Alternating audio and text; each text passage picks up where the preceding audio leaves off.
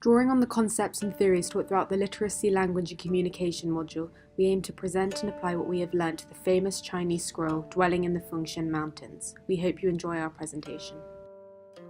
Huang Gongwang, a more creative child, he found academics challenging, only passing his school exams at the age of 45. Gongwang spent a lot of his life in prison, being wrongly accused of crimes which unfortunately was typical of someone of a low social class. There are 4 categories of people in the Yan dynasty, and Huang Gongwang was known as the 4th citizen, the lowest social class. When Huang was drawing the painting, the Yan dynasty was almost ruined through the multiple wars they had experienced. Huang rejected the conventional ways that artists painted landscapes. He believed that one should only paint when they're inspired, following the literary way of painting. After he was released from prison, he no longer wanted to continue his work into political affairs, adopting more of a peaceful life with a want to travel. He moved to the mountains and devoted the rest of his life to music, poetry, writing, and painting. When he turned 80, he started to draw dwelling in the FuChun Mountains.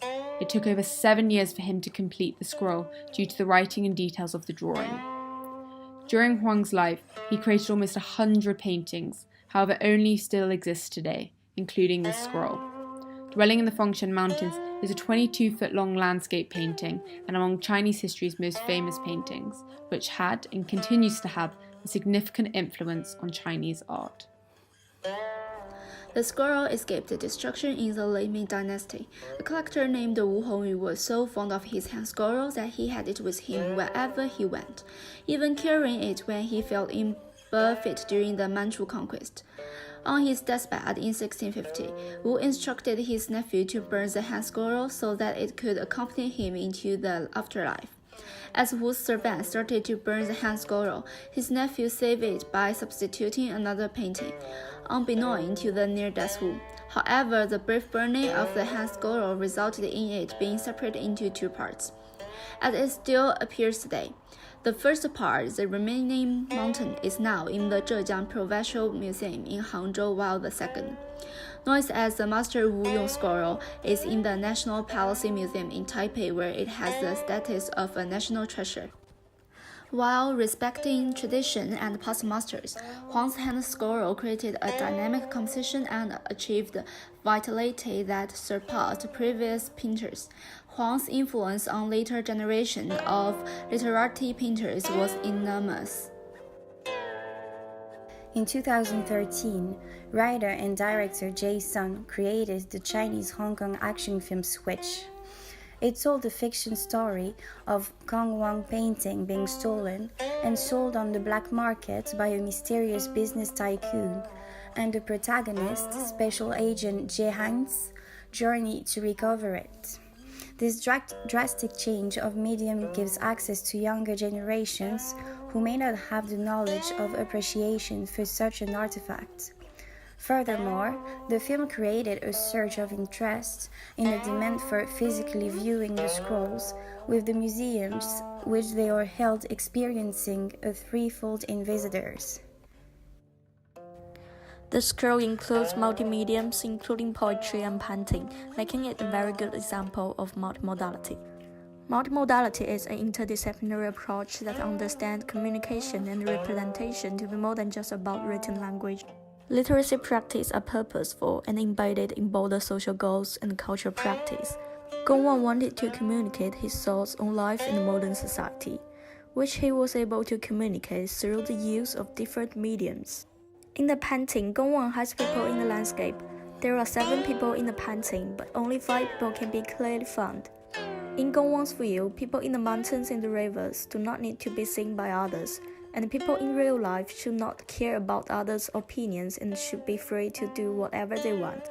Gongwang has been thought to be suffered from depression. In China, it is considered that the most unbearable thing in human life is not labor, not exhaustion, but to lose the value of life. When Gongwang was old, he finally found the value of life through painting. The painting also includes poetry, which reflects his opinions on Chinese society. He believed that the dynasty was soul-destroying, and citizens needed to reconnect with nature to come home to themselves. The poems reflect his feelings and help the audience to understand his experience better. Like all language, China has gone through multiple ways of what their language looks and sounds like. The French philosopher Michel Foucault came out with the theory of discourse analysis, which is the idea that language is not only a tool for communication, but can be used as an instrument of power. We can see aspects of this throughout the scroll. For example, the use of Chinese seals like a signature and are stamped onto artifacts showing they are approved by those whom the seals belong to. Seals started to prevail over the whole area of China since Warring States period. At that time, the characteristics of seals were simple and rustic. After Qing unified China, one type of characters was formulated for use throughout the country, 小篆. It is quite neat and simple. In Han, the strokes of the characters become thicker, but generally similar. Moving on to Wei-Jing Southern and Northern dynasties, Buddhism was prevalent at that time. The gold-plate Buddha status required mercury. It was made from the ore cinnabar. With the appearance of cinnabar, right ink was invented. The characters in seals were thinner and rounder. The layout also became quite casual. To the Tang Song and Yuan dynasties, because of the intervention of printing technology, seals culture declined. The characters in seals at that time seems to be closer to that in Qing and Han dynasties. And then to Ming and Qing dynasty, seals culture split into two trends, one practical function and one artistic function. Resources of making seals were plentiful and cheap during this period. Therefore, using seals became a quite common way of signing. Until the end of a Warring States period, there was only one way called seals, both official and private, regardless of their use and material. This name was seal, which in the following periods gradually became the designation for imperial seals. To Qing dynasty, it regulates only imperial seals can be called seal. All private seals are called in. According to the history of Tang Dynasty, Emperor Wu issued an order to change the word "xi", which was up until the use for imperial seals to bow, which means treasure. Apparently, she disliked the fact the word "xi" was close in sound to this, which means death. But Emperor Zhongzong resumed the throne in 705. He changed the name for imperial seals back to "xi". In subsequent centuries, the two words were alternated depending on the period. There are 5 major styles in Chinese calligraphy: Zuan, Li, Cao, Xin, and Kai. Each style has gone through changes and evolutions throughout Chinese history in terms of their character form and artistic styles and structures. Chinese characters are not symbols, alphabets, or letters. They are composed of strongs, section headers, and radicals. At first, each style was created for writing rather than for art. Chinese calligraphy masters and practitioners in each dynasty enriched the style and structures of characters with their insight, emotion, and artistic creativity. The Chinese characters tell us the Chinese language history with the different dynasty. The study of FuChun Mountain is also important for modern education because it brings some enlightenment to the educators. The gap between higher and lower social classes is large at that time, in which people in lower classes should obey people in higher classes. The artist wants to emphasize this gap and reveal the inequality in the society through the painting.